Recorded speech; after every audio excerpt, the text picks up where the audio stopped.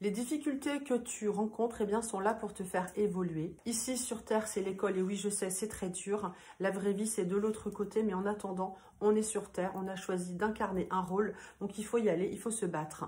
Ton voisin, ton conjoint, ton père ou ta mère qui te dérange, qui t'énerve ou qui t'insupporte, eh bien, sont venus jouer un rôle pour te faire avancer, pour te faire travailler sur des blessures non comprises.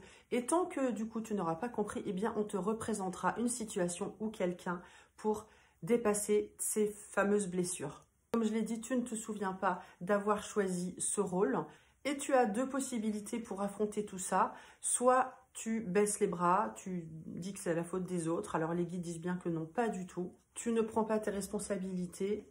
C'est facile de dire c'est la faute des autres.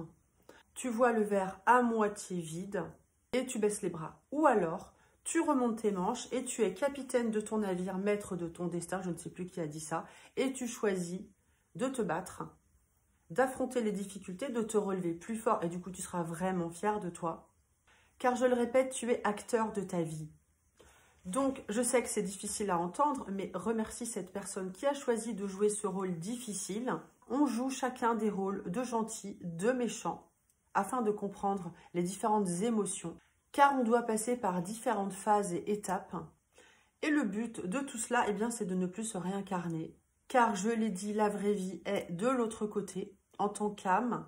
Ici, c'est une lourdeur terrestre. Quand on aura joué tous les rôles et compris qu'aider les autres, pardonner, envoyer de la lumière, tendre une main, aimer vraiment, eh bien c'est ce qu'on est venu faire. Parce que quand ce sera ton heure, on te demandera comment as-tu aimé.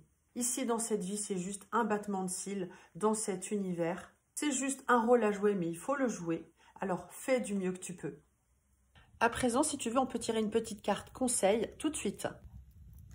Alors une carte état d'esprit, ici. Et une carte conseil maintenant à prendre comme ça vient. Alors regarde, la carte état d'esprit dit d'être sincère, de partager. C'est le 2 de coupe du Rider-Waite. Il faut être dans la confiance, engagé.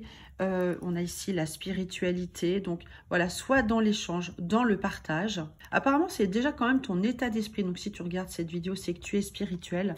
Et la carte conseil, ben, c'est pareil. Hein. On a encore des ailes ici, c'est la tempérance.